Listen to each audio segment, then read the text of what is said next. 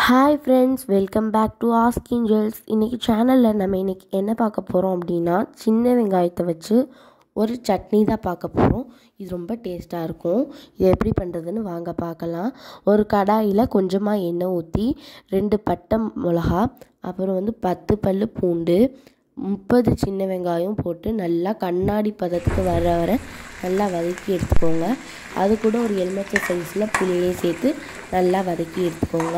இந்த சட்னி ரொம்ப ரொம்ப டேஸ்ட்டாக இருக்கும்.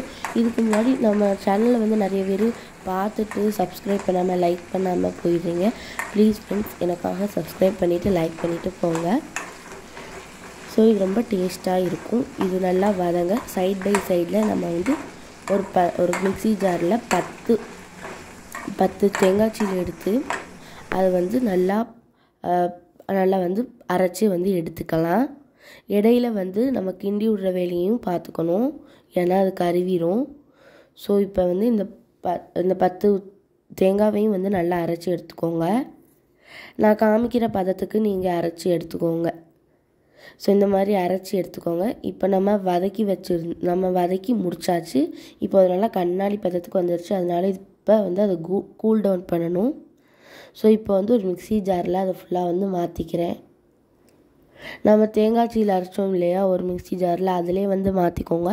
அந்த தேங்காய் சீலோடையே மாற்றிக்கலாம்.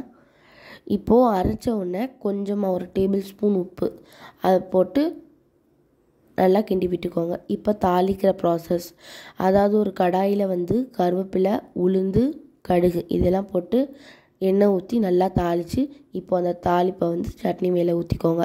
இப்போ நம்மளுடைய சட்னி ரெடி. இது தோசை எல்லாத்துக்கும் சூப்பராக இருக்கும், இட்லிக்கெல்லாம் சூப்பராக இருக்கும். லைக் பண்ணுங்கள், ஷேர் பண்ணுங்கள், மறக்காமல் சப்ஸ்கிரைப் பண்ணிக்கோங்க.